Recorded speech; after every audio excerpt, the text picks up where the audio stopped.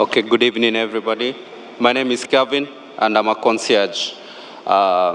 Today, I'm coming here because I have 6 doubts, which I believe if I get the right answer, I'm ready to convert and accept to Islam.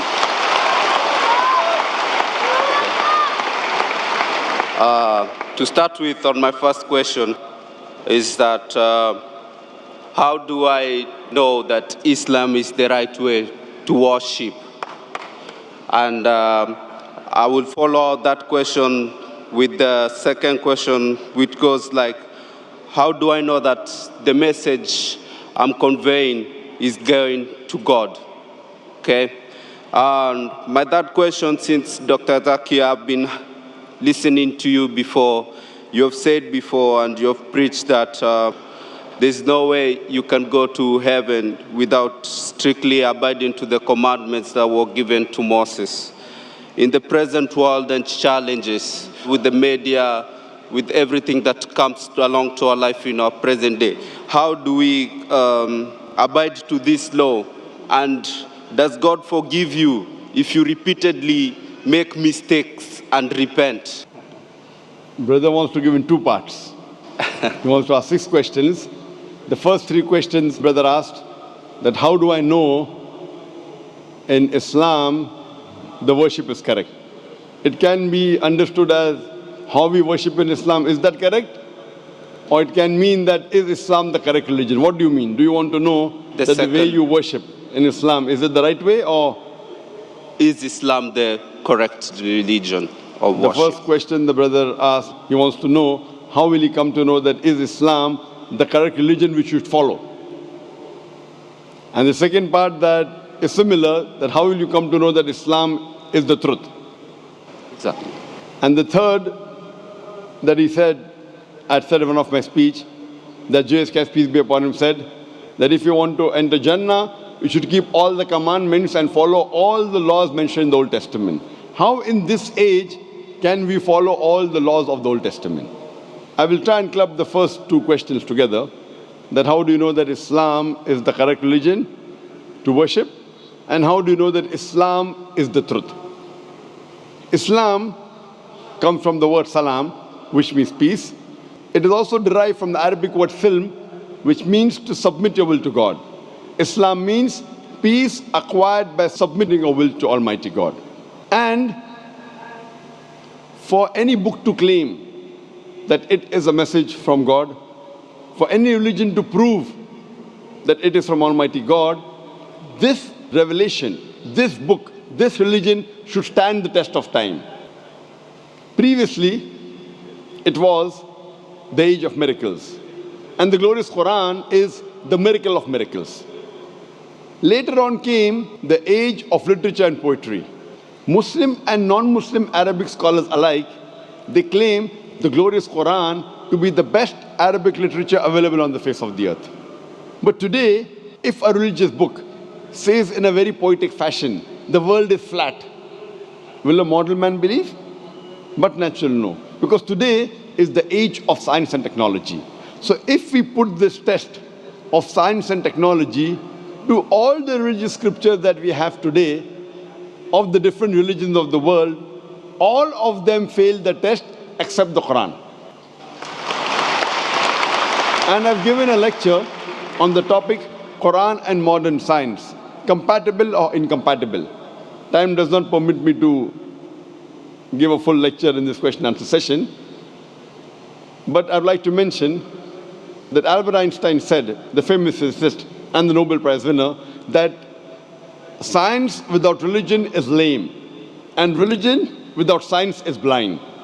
Let me remind you, the glorious Quran is not a book of science, S-C-I-E-N-C-E, but it's a book of signs, S-I-G-N-S. And there are more than 6,000 signs, more than 6,000 ayats in the glorious Quran, out of which more than 1,000 speak about science. Now, if you compare the scientific facts that we have come to know, we find that what science has discovered recently, maybe 50 years back, 100 years back, 200 years back, 400 years back, the glorious Quran has mentioned 1400 years ago. The Quran speaks about the creation of the universe in Surah Anbiya, chapter number 21, verse number 30. What the scientists discovered recently about the Big Bang. What they discovered 50 years back is mentioned in the Quran 1400 years ago. We came to know that the earth is spherical in 1577 when Sir Francis Drake sailed around the earth. The Quran says in Surah Naziyat, chapter number 79, verse number 30, that we have made the earth egg-shaped, wal arda ba'da zalika dahaha, referring to the egg of an ostrich, and we know the egg of an ostrich is geospherical in shape. We previously thought that the light of the moon was its own light. Recently we came to know 100 years back, 200 years back, 300 years back, that the light of the moon is reflected light, not its own light. This is mentioned in the Quran 14 years ago in Surah Furqan, chapter number 25, verse number 61. So who could have mentioned all these facts in the Quran which we came to know recently? Previously when I was in school, I had learnt that the sun revolves but does not rotate about its own axis. Quran mentioned in Surah Anbiya, chapter 21, verse number 33, that the sun besides revolving, it also rotates about its axis. Today science has come to know that besides the sun revolving, it even rotates about its axis, which is mentioned in the Quran 14 years ago. In this way, the Quran speaks about botany, about biology, about zoology, about embryology, about genetics, all which we came to know recently in science, 50 years back, 100 years back, 300 years back, 500 years back. So if we put this test of science today to all the religious scriptures, the only religious scripture that passes this test is the glorious Quran. Today, science hasn't advanced so much that it knows everything. So I tell the people that if you analyze the Quran, we come to know approximately 80% what the Quran speaks about science. Today science has confirmed it is 100% correct. There may be about 20% which is ambiguous, neither right, neither wrong. So my logic says when 80% is 100% correct, the balance 20% inshallah will also be correct. So it is a logical belief. There is not a single verse in the Quran which has been disproved by scientific fact. There may be hypotheses which may not agree with the Quran, but there is not a single verse in the Quran which is disproved by any scientific fact. So based on this, if we put this test to any scripture, the only religion, the only scripture that passes this test is Islam and Quran. I started the question and answer session by quoting a verse of the Quran from Surah Isra, chapter number 17, verse number 81, which says, وَقُلْ جَاءَ الْحَقُّ وَزَاقَ الْبَاطِلِ إِنَّ الْبَاطِلَ كَانَ زَهُوقًا. Say that truth has arrived and falsehood perishes. For falsehood is by its nature bound to perish.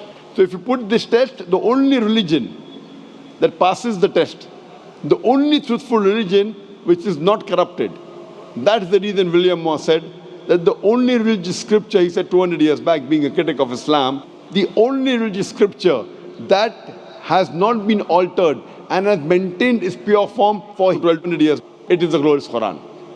So based on these facts, the only religion we can think and can understand and can believe it is truthful and correct, it is the Quran.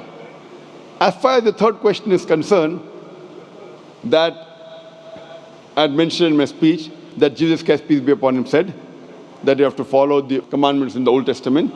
I was quoting the verse of the Bible, Gospel of Matthew, chapter number 5, verse number 17 to 20, where Jesus Christ, peace be upon him, says that unless your righteousness exceeds the righteousness of the scribes and the Pharisees, in no way shall you enter the kingdom of heaven. So if you have to be a good Christian at the time of Jesus Christ, peace be upon him, if you want to enter paradise, you have to follow all the commandments of the Old Testament. You cannot break a single jot or a tittle. If you do that, you shall be called least in the kingdom of heaven. So based on this verse of the Bible of Gospel of Matthew, chapter 5, verse 17 to 20, you have to follow each and every law of the Old Testament. And your question was very good and very logical. How can we in this age follow everything of the Old Testament, which is difficult? I agree with you. That's the reason Jesus Christ, peace be upon him, also said in the Gospel of John, chapter number 16, verse number 12 to 14. He said, I have many things to say unto you, but ye cannot bear them now. For he, when the Spirit of truth shall come, he shall guide you into all truth. He shall not speak of himself, all that he hears shall he speak. He shall glorify me. Your Prophet Jesus, peace be upon him, is prophesying the coming of the last and final messenger, last and final prophet, Prophet Muhammad, peace be upon him. That when he will come, he will guide you unto all truth. That means Jesus Christ, peace be upon him, knew that everything what is mentioned in the Bible cannot be followed later on, maybe a few centuries later. That's the reason he said that he, when the Spirit of truth shall come, he shall guide you unto all truth, talking about Prophet Muhammad, peace be upon him. So at that time, maybe it was possible to follow the rules and regulations mentioned in the Old Testament and the New Testament. But Jesus Christ, peace be upon him, said, in future, when the last and final messenger, Prophet Muhammad, peace be upon him, comes, you should follow him. So if you have to be a good Christian today, besides believing in one God, you should also believe in Prophet Muhammad, peace be upon him. Hope that answers the question, brother. You want to ask the question? The other question is, coming from a Christian background with a Christian family, how will I adapt or connect to my family if I convert to Islam and having two different faiths in the same compound? Brother asked the question that if I convert to Islam, how will I connect with my family having two different faiths? Brother, you know there's something like the Old Testament and something like the New Testament. Even though you are a Christian, you can follow the laws of the Old Testament after the New Testament has come. If there is something like the Old Testament and New Testament, there's also something like the Last Testament. The glorious Quran is the Last Testament of Almighty God. And in this glorious Quran, not a single prophet which is mentioned in the Bible has been derogated. In Islam, you have to believe in all the prophets that came earlier. And there are no less than 25 prophets which are mentioned in the Quran. And all of them, except for Prophet Muhammad and a couple of them, they are mentioned in the Bible. So, we have to respect all the prophets of Almighty God. And our beloved Prophet Muhammad said that Almighty God has sent 124,000 messengers on the face of the earth. So if you become a Muslim, you do not have to disrespect any of the prophets mentioned in the Bible. In fact, you will have to tell them, I am following 100% what Jesus Christ, peace be upon him, said. What the other Christians are doing, they may be following 80%, maybe 90%, maybe 50%. You should tell them that Gospel of John chapter number 16 verse number 12 to 14 says, I have many things to say unto you, but ye cannot bear them now. For he, when the Spirit of truth shall come, he shall guide you unto all truth. So I am following Jesus Christ, peace be upon him, much better than the other so-called Christians. So if you become a Muslim, you will be a better Christian than the Christians themselves. Hope that answers the question, brother. Yes. What's the fifth question? I just ran out of questions now. Fine, so all your questions answered. Yes, it has. Thank you. So now are you convinced about the religion of Islam? I'm convinced about the religion of Islam and I'm ready to accept Islam. Do you believe that there is one God? I'm sorry? Do you believe that there is one God? I believe there is one God. Do you believe Jesus Christ, peace be upon him, is God? I believe Jesus Christ was the messenger of God. MashaAllah. Do you believe that Prophet Muhammad, peace be upon him, is the last and final messenger? I believe Prophet Mohammed was the last and final messenger. MashaAllah. Brother, is anyone forcing you to accept Islam? I'm ready to accept. Is anyone forcing you to accept Islam? Nobody is forcing me. It's my decision. I'm making from myself. Out of your free will, out of your own conviction? Out of my own heart. Because forcing anyone into Islam is prohibited in our religion, and it is prohibited even by laws of most of the countries in the world. So you're doing it out of free will, inshallah. I'm doing it out of free will. I will say in Arabic, and inshallah I can repeat it. Ashhadu Allah ilaha illallah wa ashhadu anna Muhammadan abduhu wa rasuluhu.